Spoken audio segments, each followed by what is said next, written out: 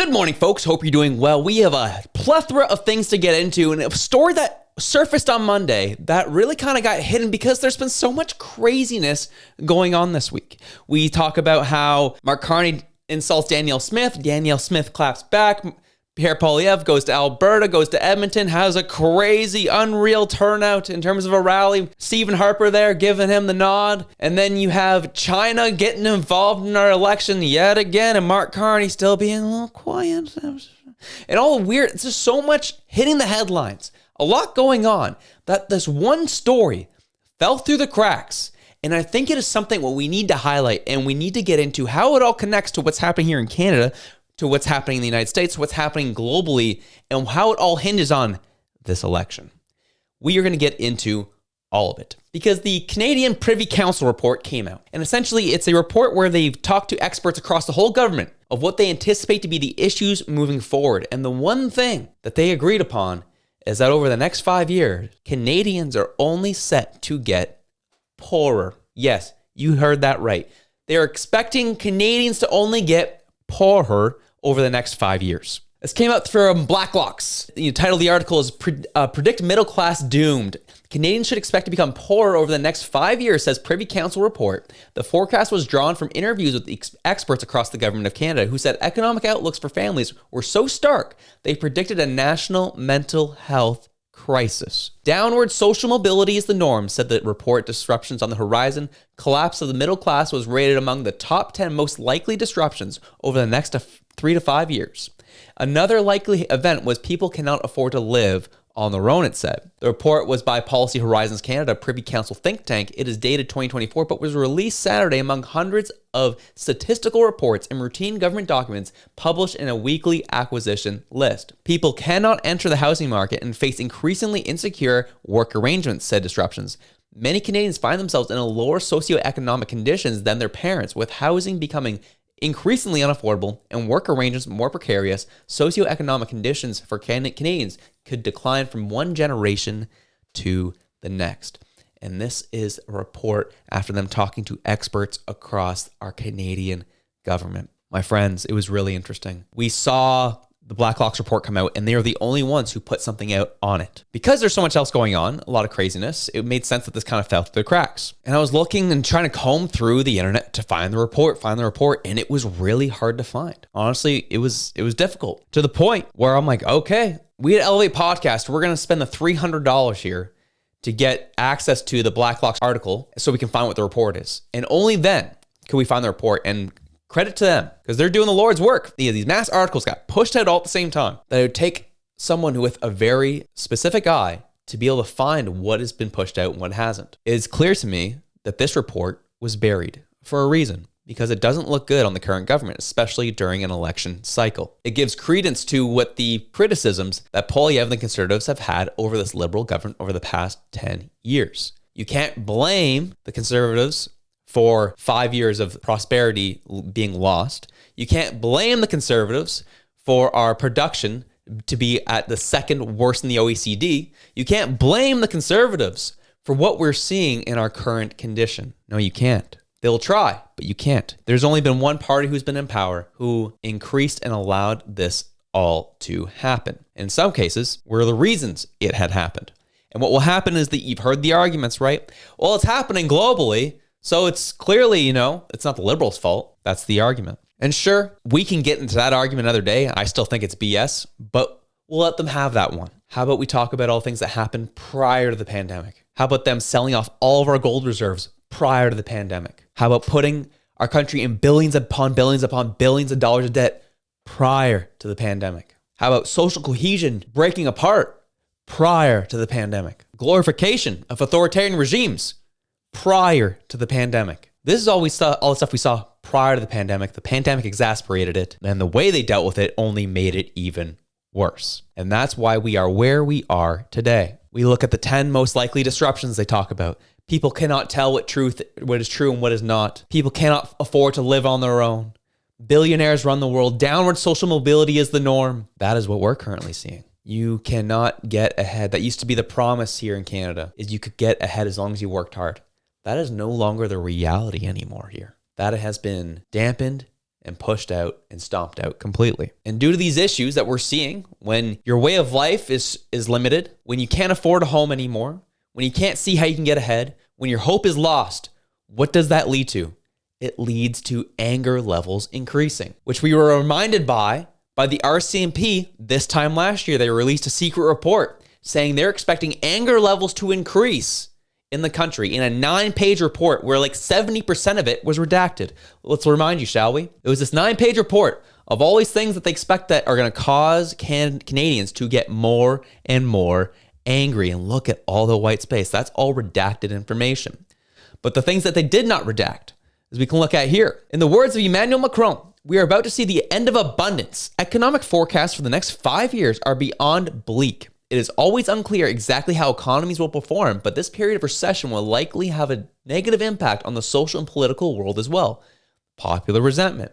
The coming period of recession will also accelerate the decline in living standards that the younger generations have already witnessed compared to early generations.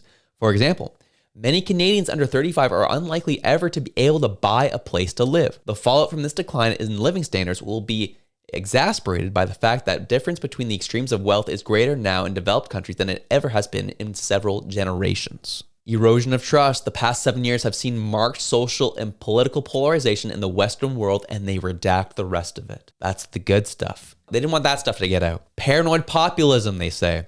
Capitalizing on the rise of political polarization and conspiracy theories have been populists willing to tailor their messages to appeal to extremist movements. Authoritarian movements have been on the rise in many liberal democratic nations.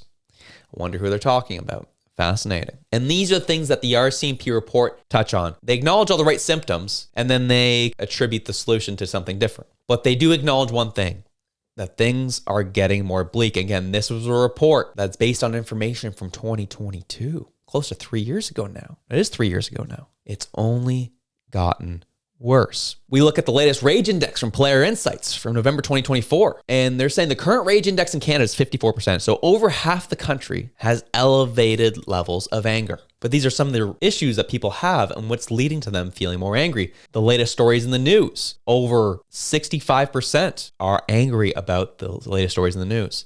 The types of changes happening in Canada, 59%. The Canadian economy as a whole is 55% of people are angry about this. The federal government, 55% of people are angry about this. The provincial government, 52% of people are angry about this.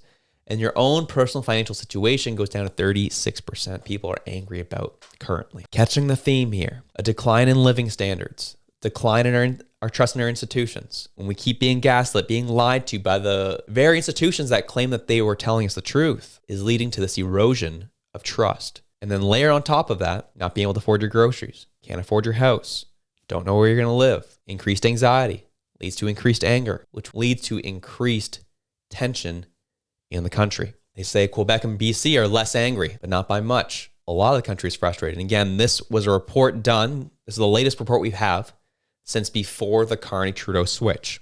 So I'd be curious to see what this is post all of that happening. And this is what brings us to this election. This is the decision that people are having right now. We've seen what's happened and led us to this point over the past 10 years, that we're seeing this elevated levels of anger and frustration and rage, and knowing and seeing in the next 5 years of our future, the government saying it's going to get worse. People who work in the government, experts in the government saying it's only going to get worse. So that's what Canadians are left with, the question. Who are you going to choose to move forward with? Is it going to be the government that has allowed this all to happen and encouraged it to happen over the past 10 years? Or is it going to be someone new who's been fighting against it for the past 10 years? That's the question Canadians are going to having to answer this election. And all the stuff that we're seeing is all part and parcel, I believe, on purpose. We have to kind of look back in time. Trudeau wins the election in 2015. And then swiftly after, he does a piece with the New York Times. Look at the feature. Trudeau's Canada again.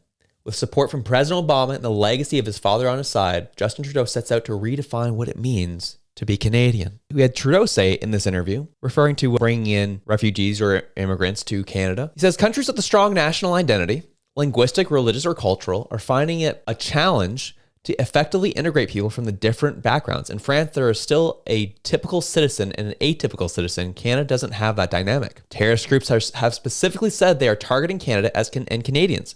And on the subject of national security, Trudeau's critics say he's a lightweight and a dangerous one. Trudeau's most radical argument is that Canada is becoming a new kind of state, defined not by its European history, but by multiplicity of its identities from all over the world.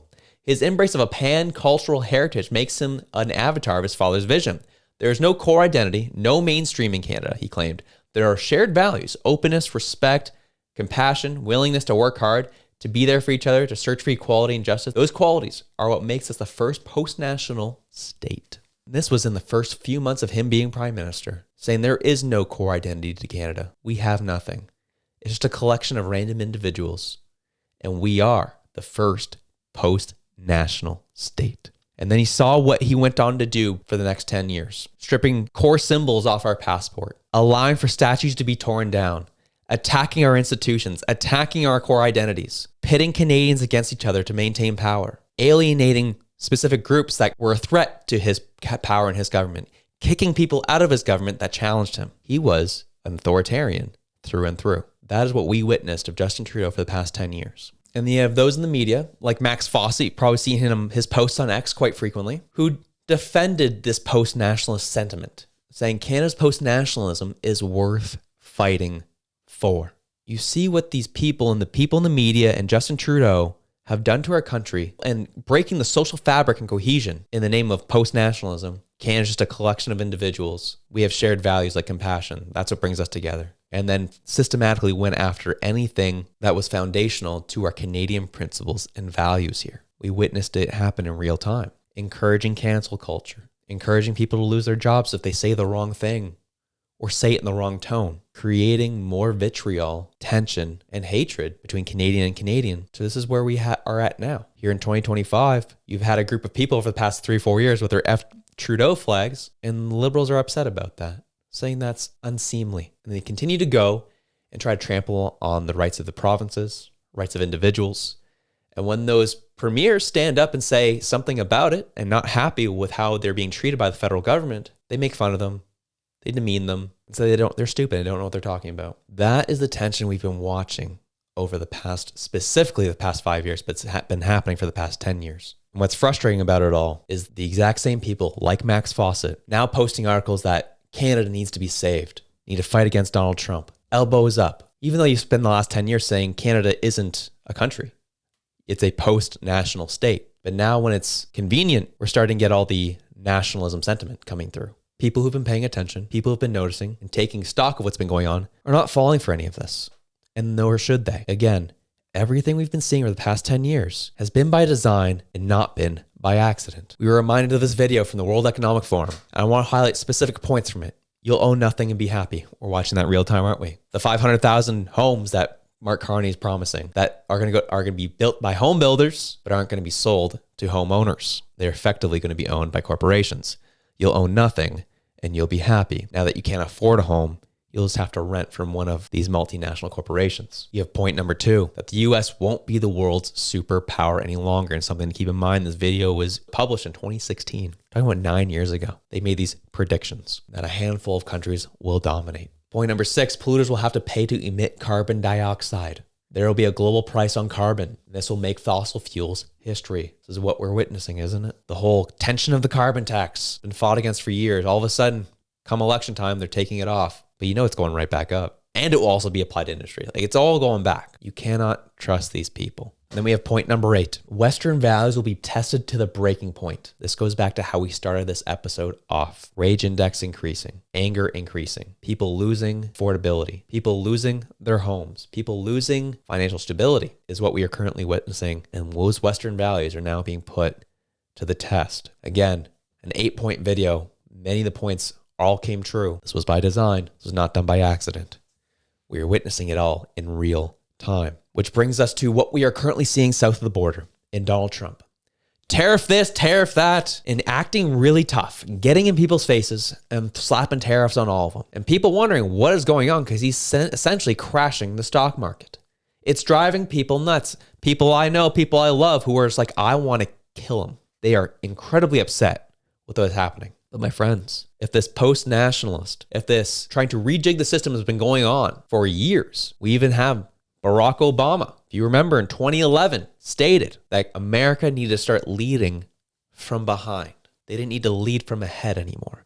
And that sentiment grew over Obama's second term and what led us to Trump's first term. America wasn't having it, didn't like it.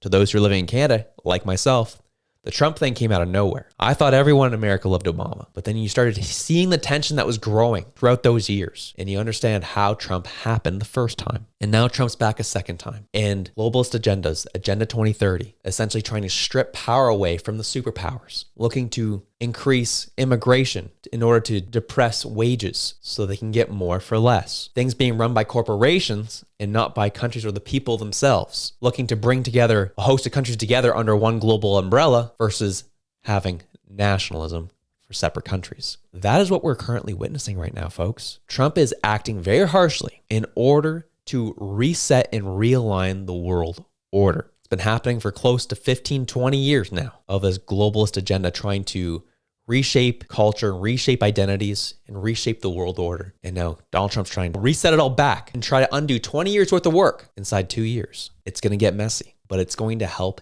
everybody at the end of the day. It's going to be rough. It's going to be a tough road, but I think it's going to work out at the end of the day, which brings us back to Canada and how we're going to finish this off. Donald Trump hates the globalists. He hates the World Economic Forum. He hates the UN and those who run it. And he's trying to fight them all with all these tariffs and try to reset that alignment. Again, we talked about the World Economic Forum predictions that have all of a sudden become true because it's always been in the works for a long time. We have Mark Carney, who's the poster child for that organization. And now, not only do these corporations want to lead from the outside of these countries, now they're installing candidates into the country to make sure their agendas are satisfied and they can keep pushing it forward. Right now, as I've said multiple times, whether it be China doing their thing, the World Economic Forum doing theirs, Trump doing his thing, Canada is center stage of one big conflict right now, and we don't recognize it. This election hinges on if we want to go down the road of globalism or down the road of reclaiming our national unity and nationalism. Right now,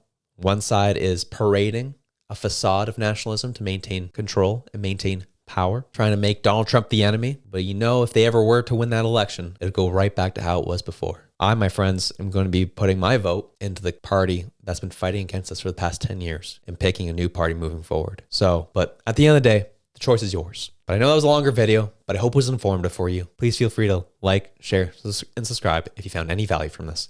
Have yourselves a good one. I'm out.